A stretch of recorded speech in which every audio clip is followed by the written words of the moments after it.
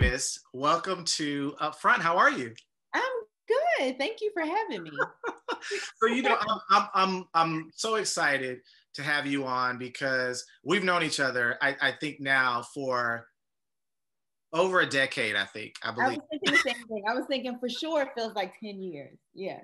And so when I saw that you had posted the beautiful spread in INSTYLE Magazine that features you and so many others that are making major contributions to Atlanta's arts and entertainment communities, I was like, you know what? I got to bring her on the show. We've got to talk about this major moment. And even as we were, preparing to do this and just talking about the importance of representation, I just want to say thank you so much for everything that you have been doing in this position as head of marketing for the High Museum of Art, because Black representation matters. And the exhibitions that have been coming through the High Museum, I'd say since you've been in this, not that great things have not been happening, but since you've been in this position, I have really just seen a lot more diversity coming through the museum. And that is so, so important. And especially as we were experiencing such a amazing 2020 with everything that was going on with COVID, Black Lives Matter, Black representation means a lot in this moment in time. So I just want to personally thank you for everything that you've been doing in this position at the High Museum of Art. Well, thank you. Well, I appreciate the invitation. It was an honor to be included in that group. I couldn't have, I didn't expect that. And especially, and I didn't even know once I got there who else was included. And so then I felt even more honored to be considered that way. So, and it was a lot of fun, and it was an amazing team of artists that were involved in that. Krishan Rose, who is a photographer who has shot Italian Vogue and V Magazine. And if you go to his Instagram, it's beautiful and impressive. And then Ahmad Barber and Dante Maurice, who have shot just about every important Black cover that we have seen this summer. Sometimes I go through their page and I say, is anybody else working? Are Ahmad and Dante doing all the jobs? And they are incredible and they're beautiful. Their work and what they're capturing is amazing. Ray Simone, who was on the design team. So the stylist, I was just excited to be part of Black excellence in complete. And so I appreciate that, and I appreciate being invited. As far as the High Museum, so I've been there for a couple of years now, and I think everything that you said is true. I wish I could take credit for more of it. I think I remember when I first started, I was on a panel with one of the head lead curator, and we were talking about fashion because it was just before Virgil Abloh show was opening, and we were talking about fashion and diversity in fashion. And I said to him, I really appreciated the opportunity to be at the High Museum at that time, because there were already so many great things that I was walking into.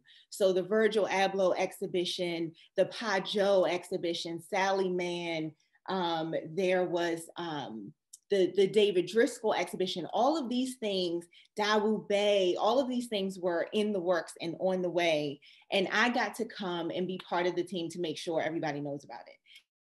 The fact that you feel the way that you do, I think that could be a credit to the marketing team and our ability to make sure that we're doing everything that we can to stretch the dollar to make sure we reach people. But yeah, the curatorial exhibitions, they are experimental, live lab, and so many other things, not to mention the programs team at the museum.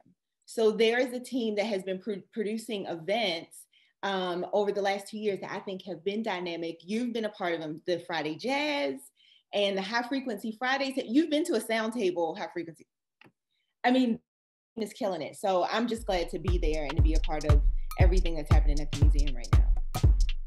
Let's talk about this idea of Atlanta being this world-class, city for art, and particularly Black art, Black entertainment. I mean, Atlanta has had a spotlight on us for a number of years now with the growing television and film, but now there's this focus also on Atlanta's Black art scene. So can we talk about that as well? Yeah, I think, one thing I said in the article is that there are people who have been in Atlanta for years, well before I came to Atlanta, who have been laying the groundwork for what we're seeing now.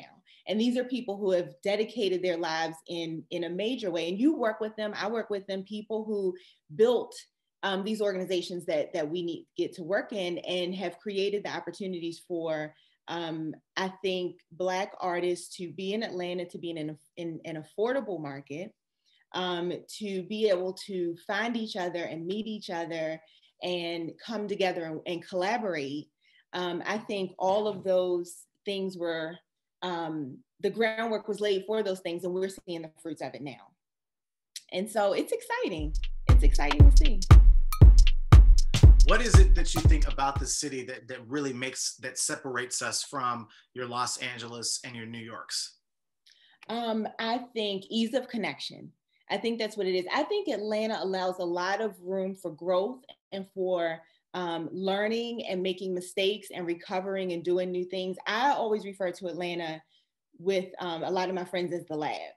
Atlanta is the place where you can come and you can learn and you can find people who want to collaborate with you, right? And work with you to try things out. And you can, and I keep saying this, but you can afford to do it, right? And you can live well. So I think those things happen in other places. Maybe they happen with more vigor. I hear, people talk about how the pace is a lot faster in places like New York, right? And I think that probably is because there's more urgency to get things done, right? Because you have to build it fast enough to live off of it. But Atlanta, I think you can take your time and you can build and grow and develop as a professional, as an artist, and enjoy your life at the same time. And so I think that's what makes it special and different from other places. So I got to ask, how much fun was it being able to get all dressed up and having the cameras everywhere? Because even before working at the High, you were working with the National Black Arts Festival at one point, and you also spent some time with Bloomingdale's and sort of worked in that whole fashion part of it. So I'm sure you just had a ball with all of the fashion and the styling that was going on for that amazing shoot. Okay, so fashion is really my first love. Fashion is my first love, and I wanted to go to fashion school, and my mother keeps telling me to stop telling this story. She's like, stop telling people that I wouldn't let you go to fashion school. And I'm like, but it's important, like it's those decisions you look back on, you say, the thing that kind of sets you on a different path. And what if you had gone, that's that thing, is I didn't pursue fashion when I was younger. I pursued business and wound up on the path you described and found my way to art, which was a blessing, right? Because it allowed me to connect with the creative. But no, fashion is my first love. So when I got to the set and I was like, they had everything. They had a wardrobe room and there were rows and rows of shoes and the dresses. And they showed me another option. But the stylist, Ray Simone, who is an amazing stylist, I've known her for a long time too. And she knows me. And she showed me one of the outfits and she showed me the one I wore. I said, was that the only choice? And she said, well, there's this other thing, but I feel like this is more you. And I was like, okay. And so once we put it on and then the hairstylist came with her idea and I was like, oh, okay, it felt like me, right? And I think Ray knew what she was doing with picking the shoes. And yes, I had a ball. So I'm going to have you put on your marketing hat and talk about this current exhibition that's taking place right now, the David Driskell exhibition. And, I called you last weekend excited because I was like, wait a minute, this is the same guy that's now being featured on this amazing HBO documentary that puts a focus on Black art. Did you guys know that this is going to be happening at the same time? And of course, you told me you did not, but let's talk about just how amazing this exhibition is and really the impact that David Driskell had on Atlanta and as well as Georgia's total art scene. Gotcha. So that was a lot. Okay, so I think I can do all of that. So the David Driskell exhibition at the museum right now is the first retrospective of his work since his passing. David Driskell passed away in April of 2020 from COVID. And so it was very early in the epidemic and it was shocking. We were already feeling the shock waves of all the loss at that point, and then you start losing people like David Driskell, and I think it was shocking to the art community.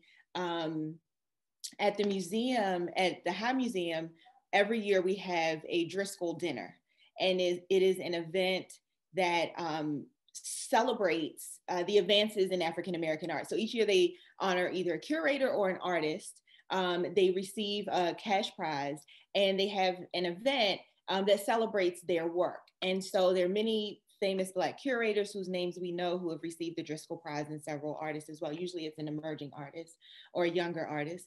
And the David Driskell dinner happens every March. And in 2020, we had to cancel David Driskell dinner in March and then lost him in April. And so it was heavy. And so all knowing that this exhibition was coming up, which just opened in February of this year. And so I think there's a lot of emotion and a lot of heart in this exhibition being mounted. I think there's a lot of excitement because of not just who David Driskell was, but the kind of lead up to this exhibition opening, and then the HBO film on top of it. So which we did not know about. We did not know the timing of when the film comes out, and you already know this because you're in the film business. Like you shoot the thing and then you just wait, and one day you'll see a trailer, and so the timing just worked out well. And so people are excited to see his work. So this is a look at the history of his work, his painting. Some people didn't know he was a painter because he was a curator, he was an educator, he's the namesake of the Art Center at the University of Maryland, where he was a professor. And so a lot of people know him as the scholar and the father of the study of African-American art as a category and as a curatorial practice, which he also was. So this is an exhibition of his paintings where you get to see kind of the trajectory of his work, the influence from other Black masters, Romare Bearden, Jacob Lawrence, some of whom he worked with, I believe. And so it's a show at a serendipitous time. And I think it's something that's important for people to see, especially when we were having this conversation earlier about losing our masters, right? Not just our Black masters in arts, politics, civil leadership, sports, right? We could go on and on. Now is a really good time to reflect on their lives and learn as much as we can, right? Cicely Tyson comes to mind. And the fact that her book comes out, was it days after she passed away? It was right as the book was coming out. Right. It was doing press for it that, yes, she passed away. Yeah, I think her book came out like 3 days after that kind of stuff is serendipitous. It's a signal. And so, yeah, I think the David Driskell show is a good one. It's an important one to see. Alex, thank you so much for being a guest today on Upfront. Again, congratulations on a beautiful spread in INSTYLE Magazine. Thank you. And for all of the amazing work that you're doing over at the High Museum of Art. Again, the David Driskell exhibition is going on now through May, and you can get more information about that at WCLK.com. So Alex, we'll be seeing you at the museum. Thank you. Everybody come. Reserve your ticket online. You can even, there's a shameless plug. There's a new program called the Museum Pass. Check it out. There's so many ways to join and support and visit. So come.